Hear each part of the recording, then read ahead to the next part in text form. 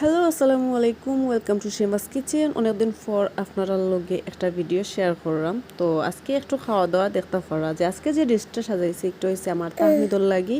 প্রথমে তাহমিদরে কিন্তু আমি একটু ফুচকা খাওয়াইলাম, কারণ ফুচকা তার অনেক বেশি পছন্দ। পরে ভাবলাম যে তারে একটু বিরিয়ানি বানিয়ে দিই, বাট সে বিরিয়ানি খাইতো চান না, সে সাদা ভাত খাইতো। তো উপলক্ষটা হয়েছে তাহমিদর রেজাল্ট দিছে গত বৃহস্পতিবারে।